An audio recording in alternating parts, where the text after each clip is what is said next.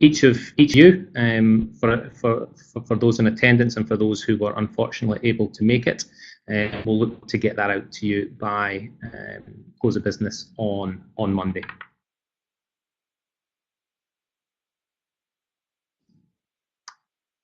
Now we'll just give it another 45 seconds and we will make a start. We will finish dead at the top of the hour, as we appreciate this is your time, and we don't want to intrude on that.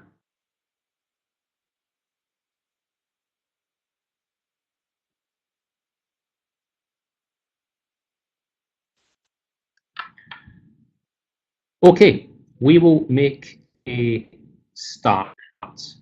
So good afternoon, welcome to our second live learning lab. This session, as I said, will be recorded, so you will be able to check in on the information that you hear from Ryan Meyer at a later point as well. During our time today, Meyer, who is the Regional Director for General Assembly in the APAC region, will provide insights into the four forces driving change in the world of work.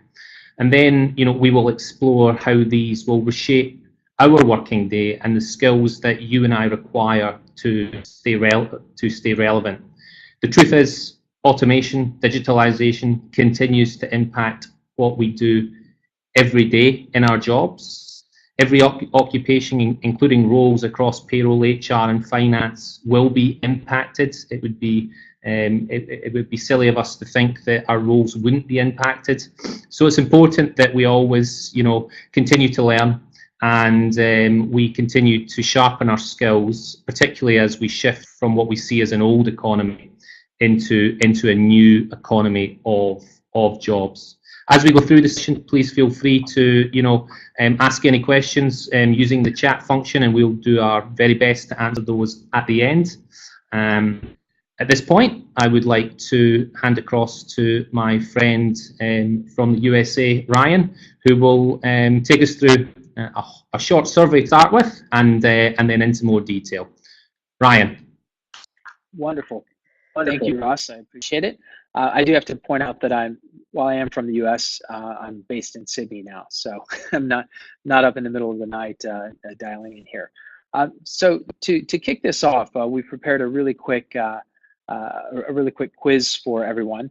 If you want to take a few seconds to register your answers here, but I'll read through the questions as we're going through this.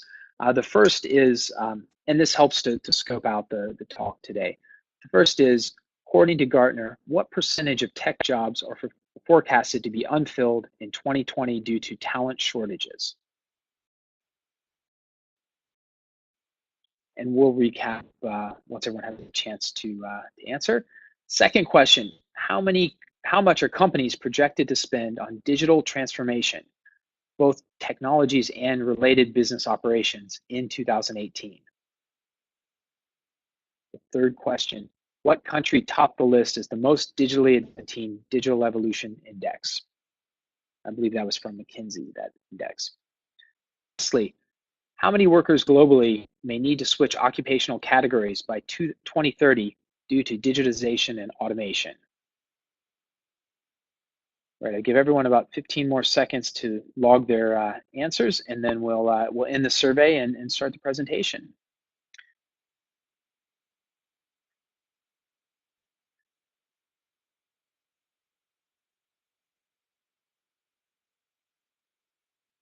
All right.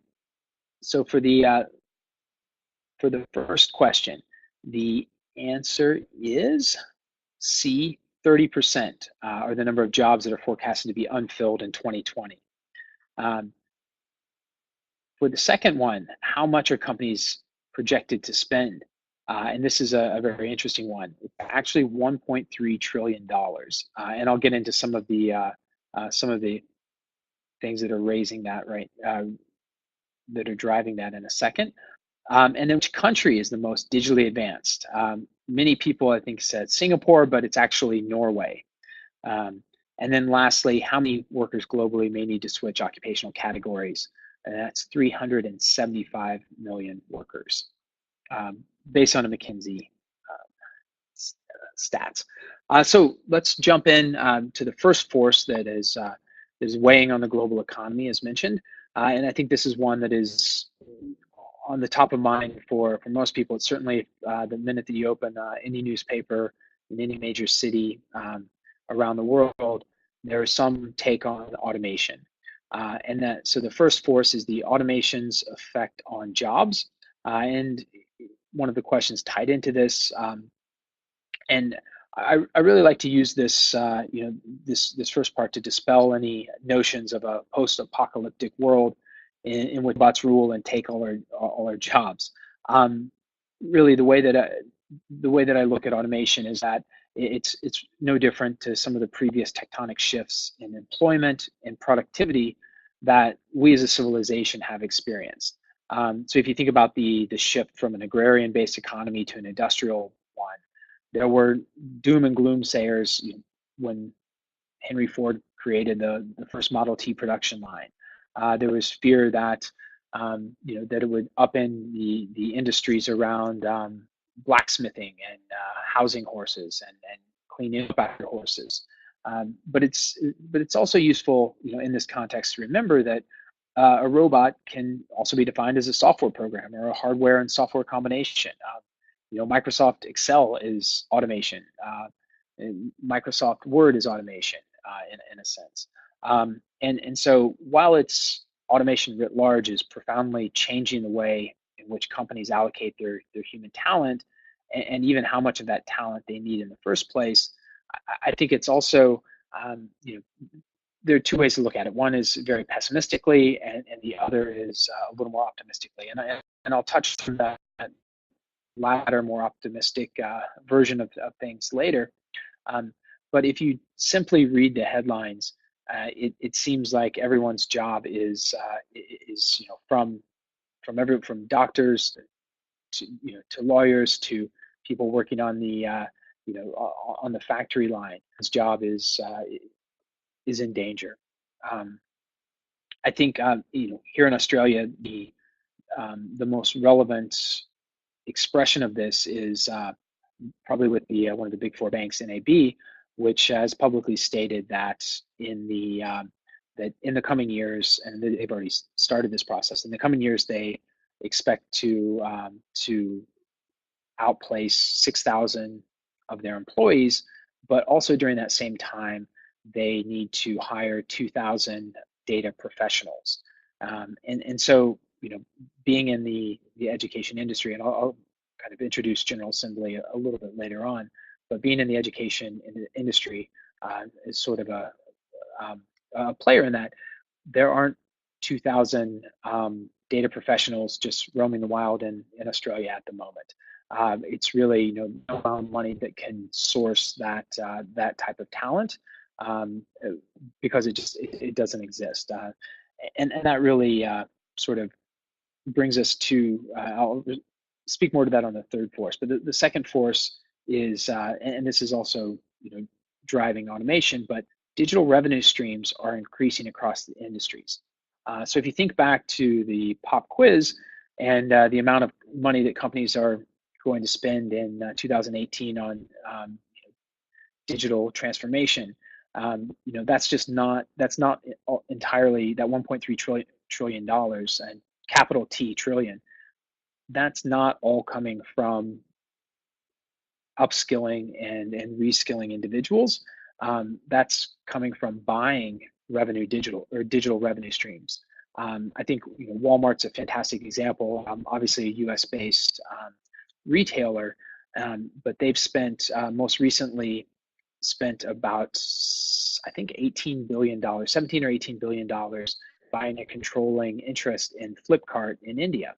Walmart also earlier this year spent $5 billion buying a company called Jet.com, which was an upstart that was meant to challenge Amazon. As everyone knows, Amazon.com.au is up and functioning and trying to sell everyone on the Amazon Prime memberships.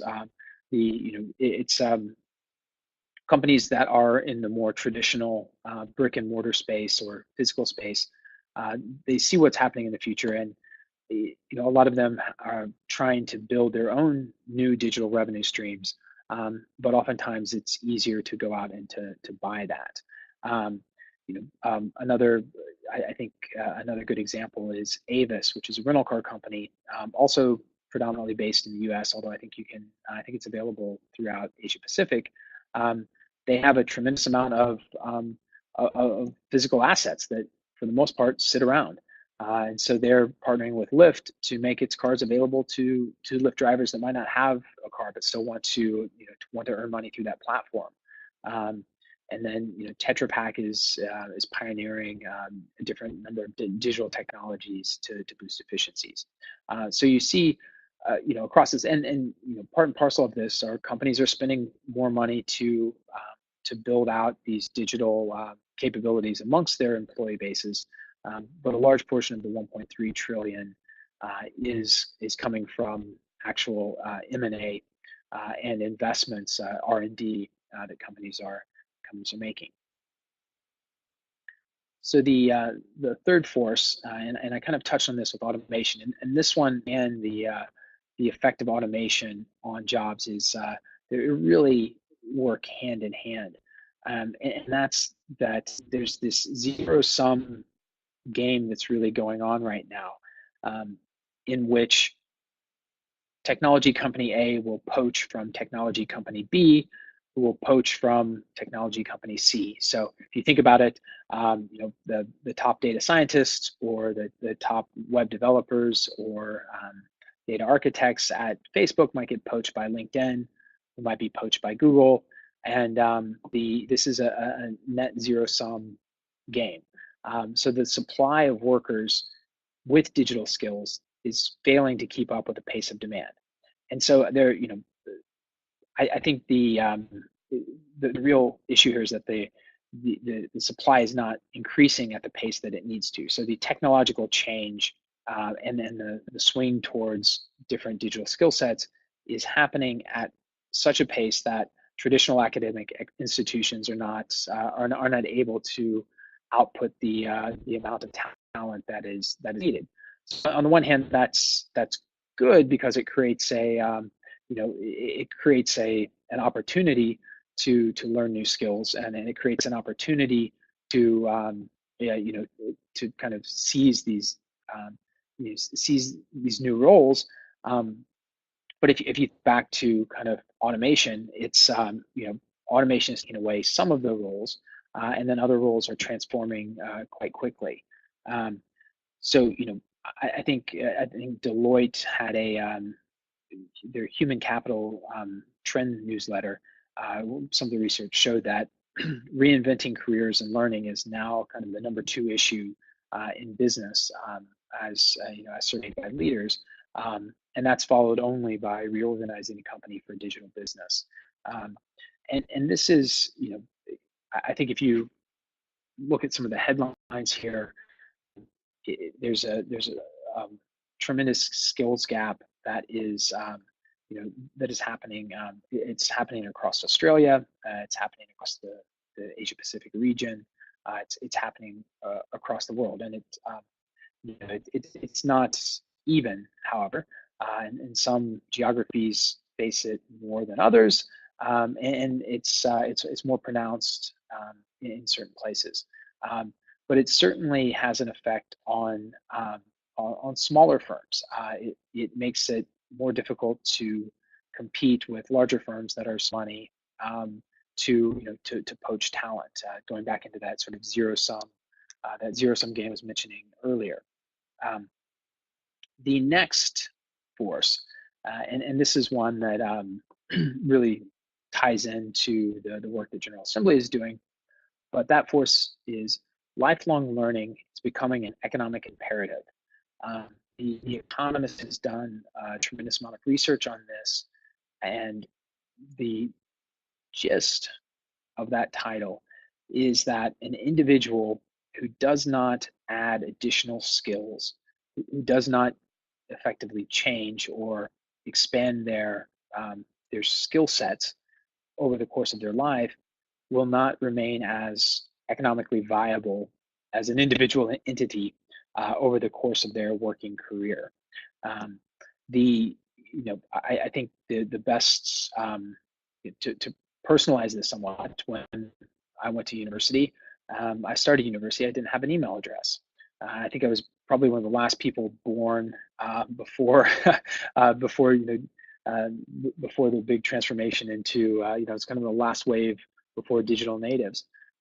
But one of the first few weeks of university, I was an email address, and I thought, oh, I quite like writing letters. This isn't going to go, and it's very wrong.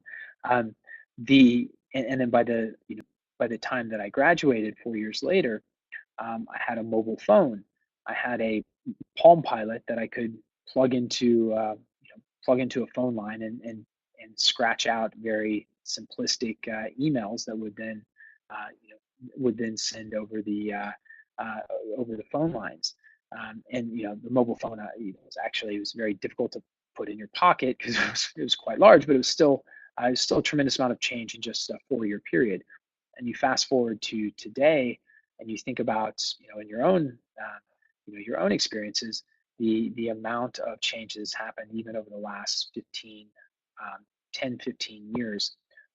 The pace of change one cannot argue that the pace of change is accelerating.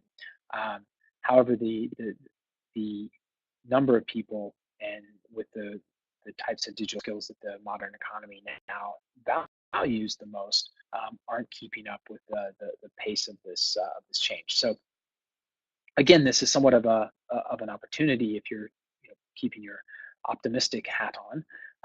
In that you have to learn new skills, and those skills. The interesting thing is that a lot of the computing languages are becoming more modular and thus easier to learn, easier to understand. It's not as closed of systems as they were in the past. So while the pace of change is accelerating at a massive clip, the tools that are used to build the modern economy are also evolving, such that it is easier to put them together. And I pulled some quotes from or some headlines from the Financial Review, saying how you learn will affect how you live, not just how you work in the future. And I think that's a pretty poignant headline.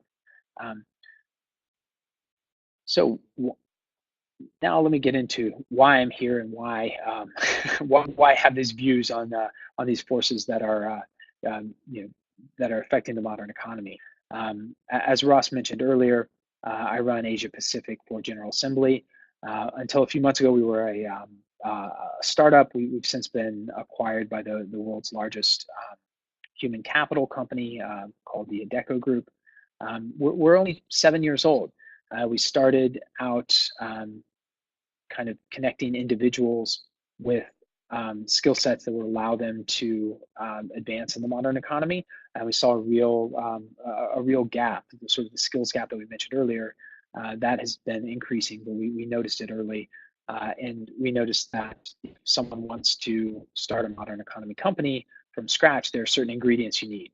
You need someone to be a web developer. You need someone to be a data scientist. You need someone to run user experience. You need all of these things, someone to run digital marketing, someone to understand product.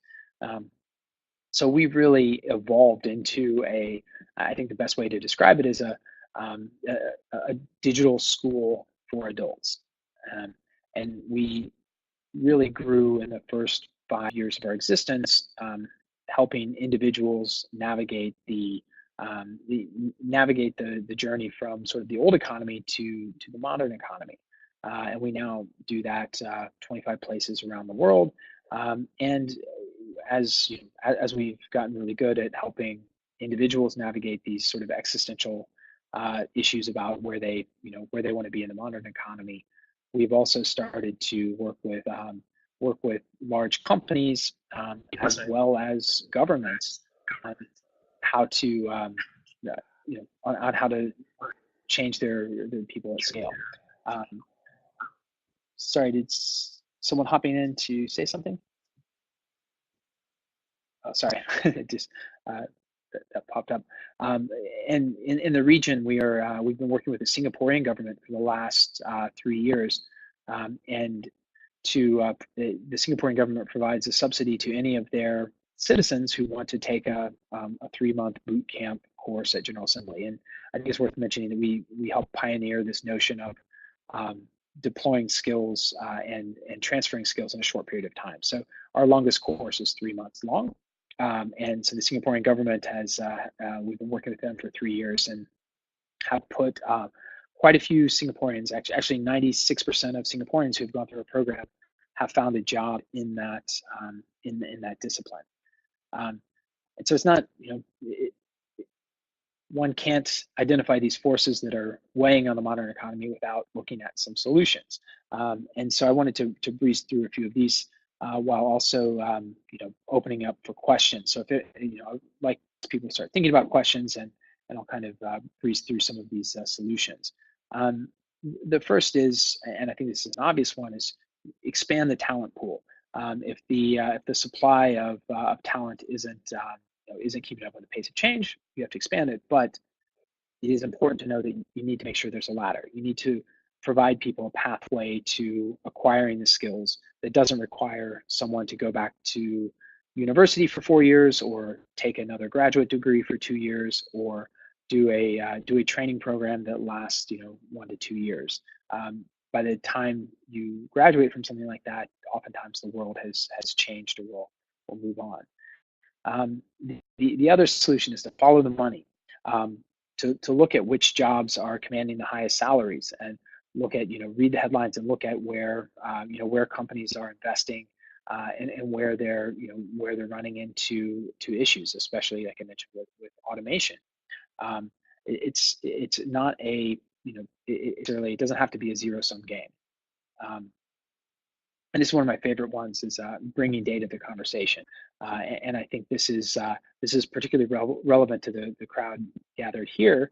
The more data you bring to your company, the more that you look at the work in front of you through an analytical, data-driven lens, the more relevant you will be. And every, as data is proliferated, those are the most adept at making sense of data, tend to accelerate their careers.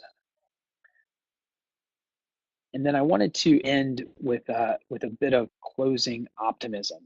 I know how I spoke earlier about potentially robots taking over the world, and this these trends around automation creating fear around the loss of some jobs and the displacement of others.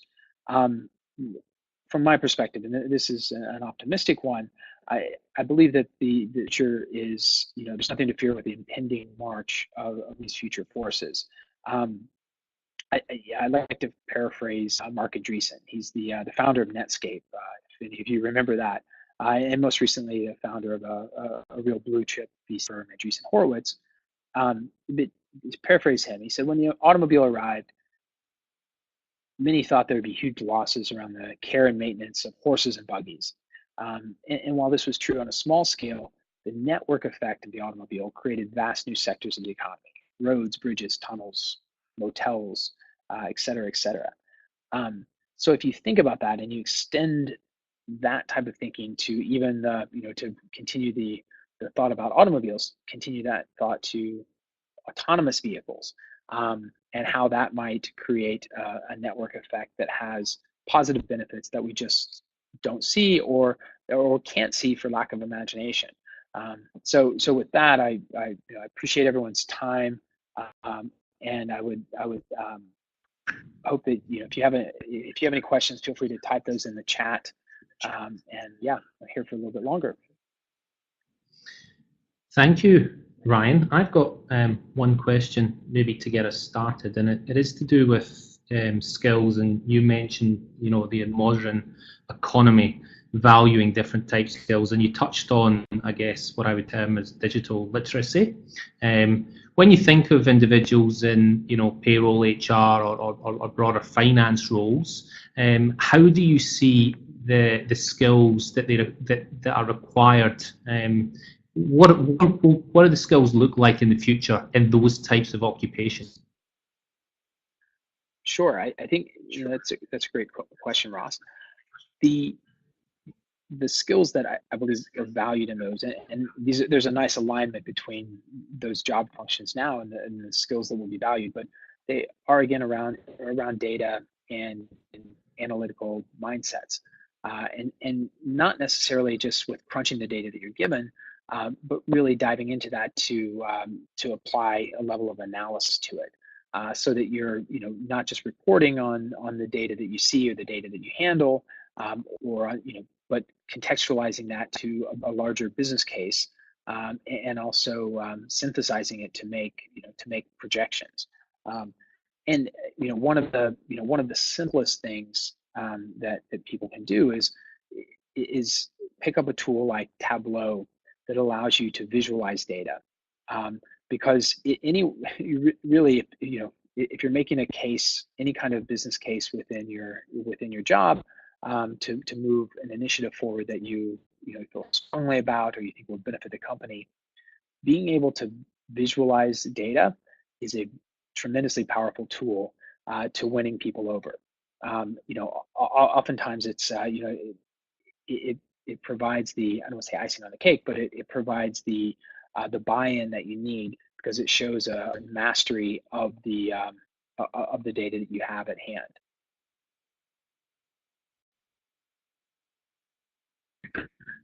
Thank you, Ryan. I will just pause for a moment and see if there are any other questions that may appear in the chat function. We are almost coming to the top of the hour, so I'll pause for a moment and then I'll bring the session close. That sounds good. And I want to thank everyone for giving up half an hour of their day. I really appreciate the time. No additional questions pop up? No. Thank you. Thank you, Ryan. Thank you for your time this afternoon. Thank you for everybody on the call for joining us.